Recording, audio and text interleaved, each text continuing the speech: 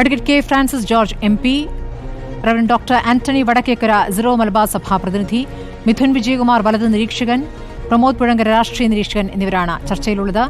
ആദ്യം ഞാൻ സഭാ പ്രതിനിധിയിലേക്ക് പോകുന്നു. ഡോക്ടർ ആന്റണി വടക്കേക്കര, ഇന്നൊരു ഇടയലേഖനം വ്യാപകമായി പ്രതീക്ഷിച്ചിരുന്നു. പക്ഷേ ഇപ്പോൾ കന്യാസ്ത്രീകൾക്ക് ജാമ്യം ലഭിച്ചിരിക്കുന്നു. അപ്പോൾ ആകെ പരിഹാരമായി എന്നൊരു വിലയിരുത്തലാണോ സഭയുള്ളത്? വർഗീയതയ്ക്കുമേൽ മതേതര സാഹോദര്യത്തിൻ്റെ വിജയമാണ് അറസ്റ്റ് ചെയ്യപ്പെട്ട, റിമാൻഡിൽ അടയ്ക്കപ്പെട്ട 2 കന്യാസ്ത്രീമാരെ, ഞങ്ങളുടെ സഹോദരിമാരെ ദുർഗിലെ ജയിലിൽ നിന്നും ജാമ്യത്തിൽ വിട്ടയച്ചു എന്നുള്ളത്.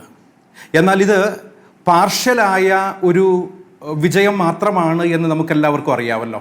കാരണം സ്വതന്ത്ര ഇന്ത്യയുടെ എല്ലാ ജനാധിപത്യ മതേതരത്വ വളർച്ചകളെയും ദുർബലമാക്കിക്കൊണ്ട് ഭരണകൂട പിന്തുണയിൽ ഹിന്ദുത്വ വർഗീയത ആർജിച്ച ഫാസിസ്റ്റ് കുതിപ്പിനെ മതേതര ഇന്ത്യ താൽക്കാലികമായിട്ടാണെങ്കിൽ പോലും വഴിയിൽ തടഞ്ഞു എന്ന് നമുക്ക് പറയാൻ വേണ്ടി സാധിക്കുമെന്നാണ് ഞാൻ കരുതുന്നത്.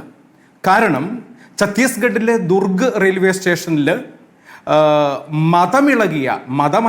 മതമിളകിയ ഒരു സ്ത്രീയുടെ നേതൃത്വത്തിൽ സംഘപരിവാർ സംഘടനകൾ കള്ളക്കേസിൽ കുടുക്കിയ 2 കന്യാസ്ത്രീമാർക്കാണ് ജാമ്യം ലഭിച്ചിരിക്കുന്നത് എന്നുള്ളത് തീർച്ചയായും സന്തോഷം നൽകുന്ന കാര്യമാണ്.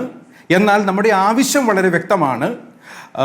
എടുത്തിരിക്കുന്ന കള്ളക്കേസ് ബജ്രംഗ് ദളിൻ്റെ ആൾക്കൂട്ട വിചാരണയ്ക്കൊടുവിൽ ഛത്തീസ്ഗഡിലെ ഗവൺമെൻറ്റും നീതിപാലകരും എടുത്തിരിക്കുന്ന ഈ കള്ളക്കേസിൻ്റെ FIR ക്വാഷ് ചെയ്യണമെന്നും ഈ കേസ് റദ്ദാക്കണമെന്നതുമാണ് ഞങ്ങളുടെ ആദ്യത്തെ ആവശ്യം. രണ്ടാമത്തെ ആവശ്യം എന്ന് പറയുന്നത്, ഇപ്രകാരം ആൾക്കൂട്ട വിചാരണ നടത്തിയ ജ്യോതി ശർമ്മ എന്ന പേരുള്ള ബജ്രംഗ് ദളിൻ്റെ നേതാവിൻ്റെ നേതൃത്വത്തിലുള്ള ആ സംഘത്തെ മുഴുവനായും എത്രയും പെട്ടെന്ന് നിയമപരമായി അറസ്റ്റ് ചെയ്ത് മാതൃകാപരമായ ഒരു ശിക്ഷ നൽകേണ്ടതും അത്യാവശ്യമാണ്. ഈ 2 ആവശ്യങ്ങളും ഞങ്ങൾ ഉറച്ചു നിൽക്കുകയാണ്. ഇതുമായി ബന്ധപ്പെട്ട് പറയാനുള്ളത്, ജാമ്യം ലഭിച്ചതോടുകൂടെ താൽക്കാലികമായ ആശ്വാസമായിട്ടുണ്ട്. എന്നാലും മാധ്യമങ്ങൾ കാണിക്കുന്ന നിതാന്തമായ ജാഗ്രത ഇന്ന് 10 ദിവസങ്ങൾ കഴിയുകയാണ്. അതുപോലെ തന്നെ രാഷ്ട്രീയ നേതൃത്വങ്ങൾ ഈ കാര്യത്തിൽ കാണിച്ച ഉത്സാഹവും ഒക്കെ നമ്മുടെ മുൻപിലുണ്ട്. സഭാ നേതൃത്വവും കൃത്യമായി ഈ കാര്യങ്ങളോട് പ്രതികരിക്കുകയും ചെയ്യും. അതുകൊണ്ട് തന്നെയും ഈ കാര്യങ്ങളെക്കുറിച്ച് യാതൊരു അർത്ഥസംഖ്യയ്ക്കും വകയില്ലാത്ത വിധം സഭയുടെ നിലപാടുകൾ വ്യക്തമാണ്. കാരണം ഈ കാര്യങ്ങളിൽ ഇന്ന് ഇരിങ്ങാലക്കുട രൂപതയിൽ ഇടയലേഖനം വായിച്ചിട്ടുണ്ട്. അതുപോലെ തന്നെ ഇന്ന് ചാലക്കുടിയിൽ ഇരിങ്ങാലക്കുട രൂപയുടെ നേതൃത്വത്തിൽ ഒരു പ്രതിഷേധ പ്രകടനം നടന്നുകൊണ്ടിരിക്കുകയാണ്.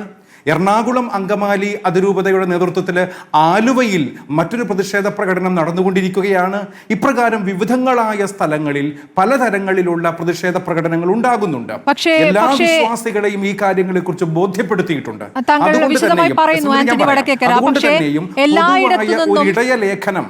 ഇടയലേഖനം എന്തുകൊണ്ട് എല്ലായിടത്തും ഒരു ഇടയലേഖനം വായിച്ചിട്ടില്ല?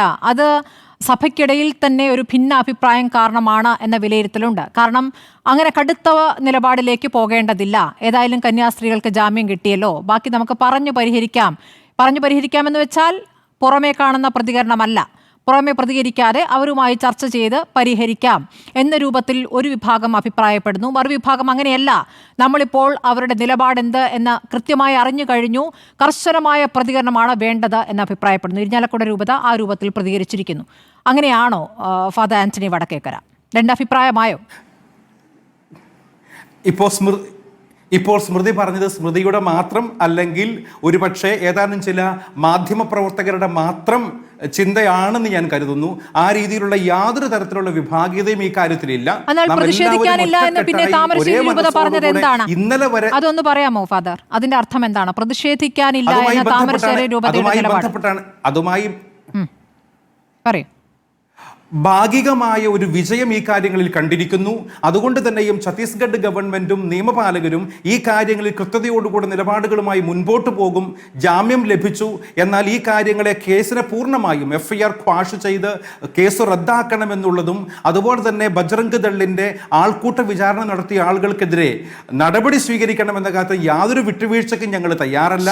ഈ കാര്യങ്ങളിലൊക്കെയുമുള്ള സുചിന്തിതമായ നിലപാട് സഭ പറഞ്ഞു കഴിഞ്ഞ കാര്യമാണ്.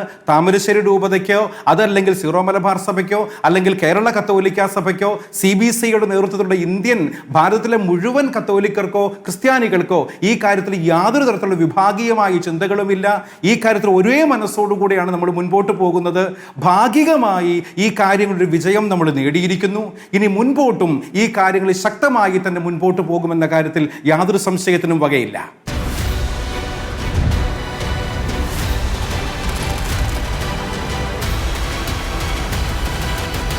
ഡിബേറ്റ് വിത്ത് സ്മൃതി പരുത്തിക്കാട്.